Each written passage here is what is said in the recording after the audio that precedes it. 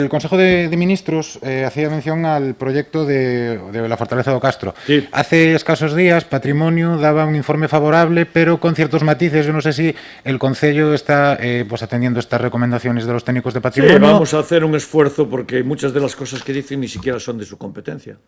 Y por tanto les volveremos a ganar en los tribunales. Pero vamos a hacer un esfuerzo para conciliar la situación, ¿no? Pero veo tu fillo político. Veo tu fillo político. Ahora nos quieren decir por qué lado del túnel hay que entrar y salir. Oiga, eso no opina usted, es una opinión. A mí lo que usted opine me da igual. Usted aténgase a la ley y por tanto sus competencias. Las opiniones suyas me dan exactamente igual. Pero bien, confío que todo vaya bien, pero aviso a navegantes, ¿eh? Cuidadito, cuidadito. Tengamos la fiesta en paz. Telemático.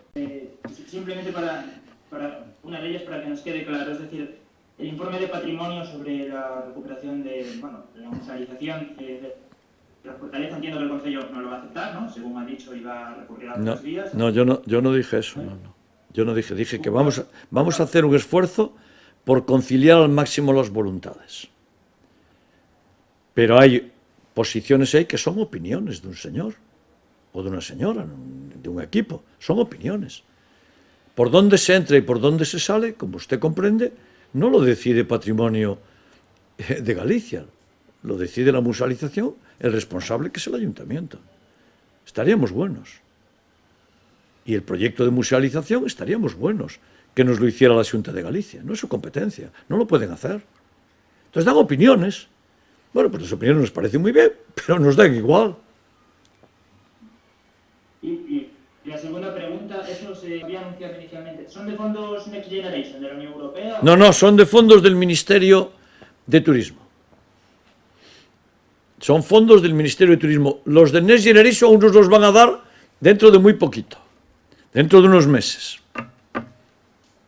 Confío, ¿verdad? Concurriremos y confío. Esto es que, como la Xunta no le aporta nada de sus fondos a Vigo, el Gobierno de España sí aporta de sus fondos. Y nos aporta 2 millones de euros. Nos paga todo el proyecto de la muralla y nos paga 20 pantallas de televisión para señalizar la ciudad de Vigo. Una señalización turística de las modernas, claro. Esto de los cartelitos es muy antiguo, ¿no? Ahora ya hay formas distintas, incluso pantallas interactivas, bueno, ya hay formas que son las que vamos a aplicar. Y eso cuesta 700.000 euros. El Gobierno de España nos paga íntegramente las dos. Íntegramente, el 100%. El Ayuntamiento de Vigo tiene que aportar 0.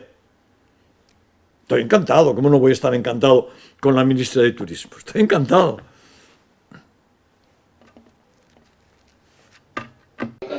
Hola Antonio. Yo quería preguntarle una cosa. Esta mañana los responsables del comité de empresa de Vitrasa han dicho que la concesionaria ha suprimido 2 líneas y que ha recortado en otras 4 líneas. Entre ellas mencionaban la línea 9A, que es la que da servicio para poder ir a vacunarse y FEBI. No sé si este dato es a usted le parece que es correcto.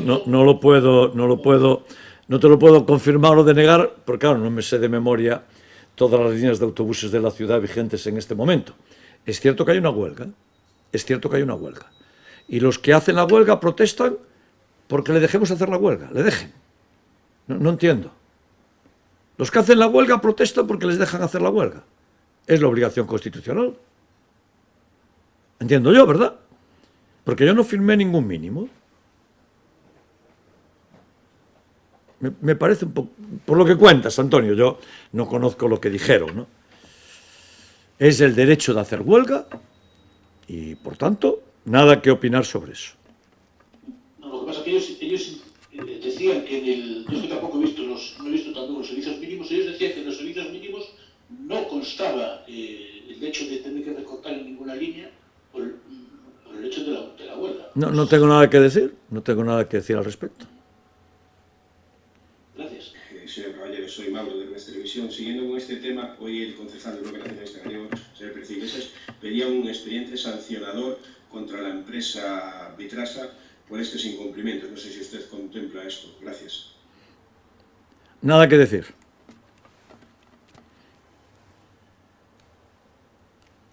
Más cosas.